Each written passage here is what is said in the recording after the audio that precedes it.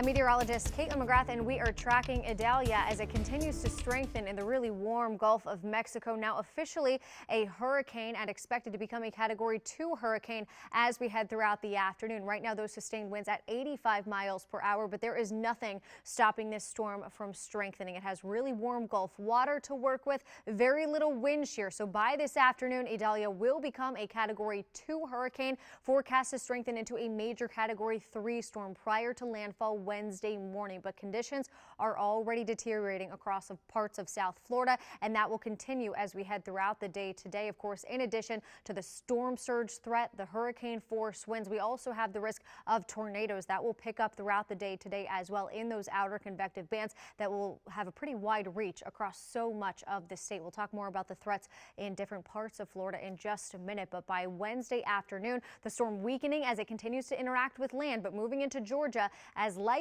at least a Category 1 hurricane, producing those hurricane force winds skirting up the Carolina coast into South Carolina overnight Wednesday into Thursday morning before eventually getting pushed back out to sea by a cold front moving through our area, then continuing to churn as a tropical storm over the weekend. That could lead to some higher surf as we head toward the long holiday weekend. So let's take you hour by hour through Futurecast here. This is right around 5 o'clock tonight. Those outer convective bands already stretching over to the Atlantic coast. Again, that's where you continue to get the threat for spin-up tornadoes, damaging winds, in addition to those locally heavy tropical downpours. As we head through the overnight, the storm continuing to strengthen by 9 o'clock tomorrow morning. Landfall will have already occurred or be imminent, with the strongest part of that storm expected to move into the Big Bend of Florida. But you can still see the reach of that storm all the way down into parts of South Florida and up into the Carolinas as early as tomorrow morning. The storm continuing to pull off to the north and east. By Wednesday evening, the center of the storm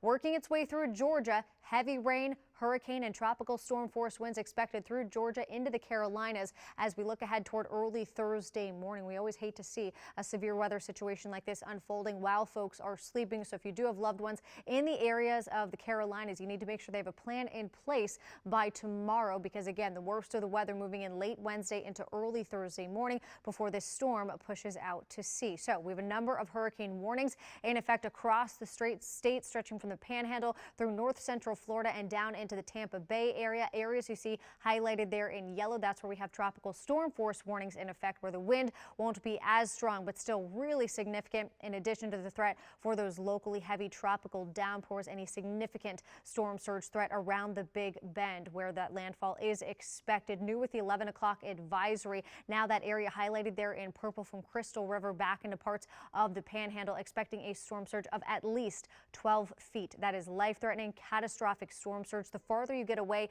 from the landfall, from the center of this storm, the lesser the storm surge, but all the way down into parts of Fort Myers, forecasting at least a 6-foot storm surge. That is life-threatening and catastrophic in itself.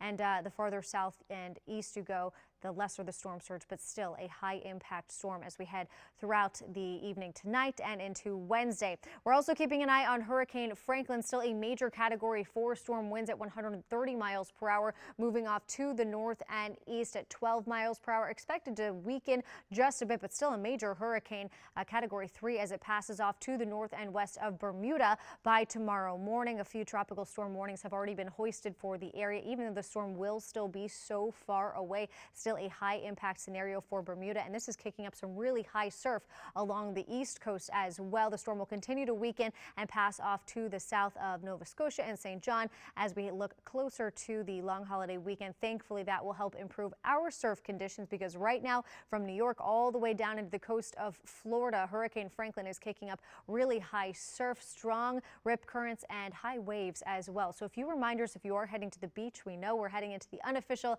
end of summer. That rip currents are that really powerful pulling of water away from the beach and out to the ocean that even the strongest swimmers can pose a danger for. So if you do get caught in a rip current, remember, do not fight it. Try and swim parallel to the shoreline. That will help get you out of that strong rush of water away from the shoreline. If you cannot escape the rip current, try and float and tread water, and of course call for help if you do need assistance. Thankfully, things do look to calm down as far as surf and rip current threat goes as we head into the weekend, but we'll continue to keep you posted.